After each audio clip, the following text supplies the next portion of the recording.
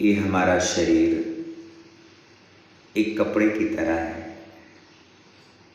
जैसे हम शरीर पे कपड़े पहनते हैं, ऐसे ही आत्मा के ऊपर ये शरीर कपड़ा है। जैसे हम कार पे बैठते हैं तो कार मुझसे अलग है और बैठने वाला अलग है। तो ऐसे ही ये शरीर कार की तरह है और इसके अंदर रहने वाला आत्मा परमात्मा अलग है। इसी को कृष्ण ने कहा है, अर्जुन, वासांस जीर्णानि यथा विहाय नवानि गृह्णाति नरोपराणि तथा शरीराणि विहाय जीर्णानि अन्यानि संयाति नवानि देहि। हे अर्जुन, जैसे कोई जीर्ण शीर्ण वस्त्र हटा करके उतार करके नया वस्त्र धारण करता है, ऐसे ही आत्मा भी शरीरों को उतार देती है, फिर नया शरीर धारण करती है। चोला तूने पहना हुआ है पर चोला तू नहीं है। जब तारा विकल होके रो रही थी तो भगवान राम ने तारा को ज्ञान दिया। तारा विकल देखि रघुराया, दीन ज्ञान हरि लीन्ही माया। ज्ञान को दिया और माया का हरण किया। माया का मतलब है भ्रम और भेद। जो चीज जैसे है वैसे हमारी समझ में नहीं आती है। जैसे खरगोश के कान खड़े रहते हैं तो दूर से थोड़ा दिखाई पड़ते हैं ये सींग है, और नजदीक से जब जाते हैं तो ये कान छूते हैं तो मुलायम है। अगरबत्ती हम सुलगाते हैं तो धीरे धीरे गोलाई बनने लगती है और थोड़ी देर में देखते हैं कि ये गोलाई है नहीं। थोड़ी दूर पे लगता है आकाश झुकता हुआ नजर आता है, पर चलते चले आकाश कहीं धरती को टच करता नजर नहीं आएगा। थोड़ी दूर पे लगता है ये। इसी को माया कहते हैं। और सतगुरु जीवन में आता है तो माया से पर्दा हटा देता है। जो जैसी चीज है वैसे दिखा देता है। तो ये शरीर मकान की तरह है। जैसे मकान में हम रहते हैं, मकान मुझसे अलग है, ऐसे ही हम आत्मा हैं, ईश्वर अंश हैं, जीव अविनाशी हैं, चेतन हैं, अमल हैं, सहज सुख राशि है। अहम ब्रह्मास्मि। ये शरीर एक कपड़े की तरह है, मकान की तरह है, घर की तरह है। तो बाली का शरीर पड़ा हुआ था। राम ने कहा कि तारा, प्रगट सुदेह, ये तो सो रहा है, किस कारण तुम रो रहे हो?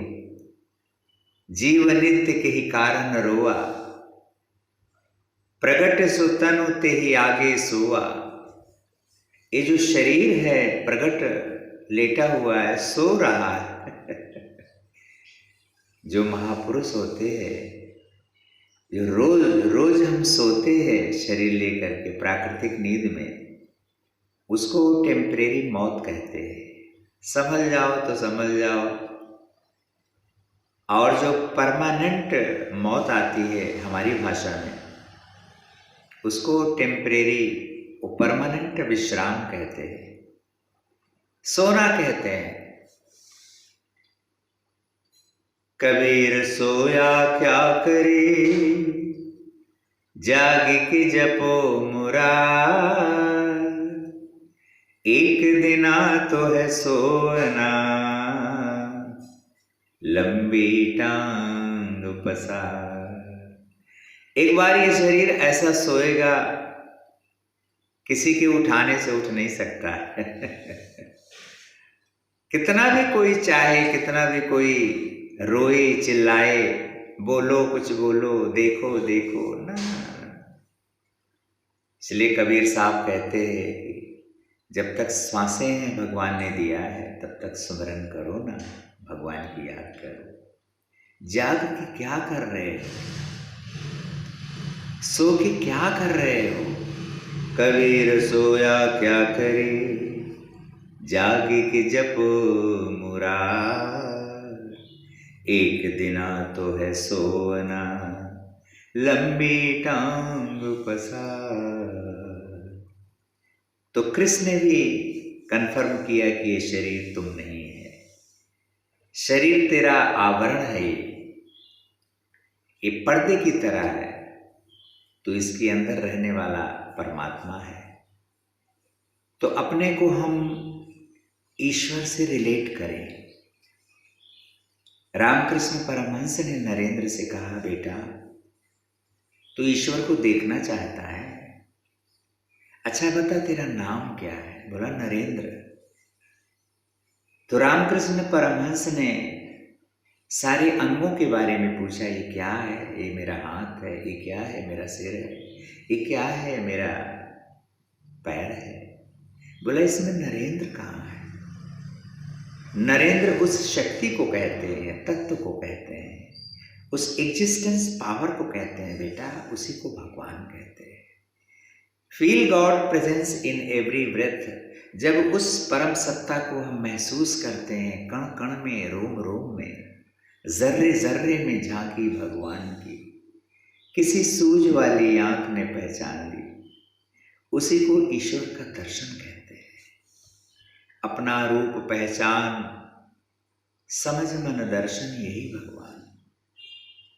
कृष्ण ने अर्जुन से यही कहा कि तू और मैं और ये जितने भी लोग युद्ध के लिए खड़े हैं, हे अर्जुन तुम अंदर से समझ, ये सब एक आत्मा है, एक परमात्मा है। God is one. ऐसे समझ करके तू युद्ध लड़ेगा तो तुझे कोई दोष नहीं होगा तुझे कोई पाप नहीं लगेगा।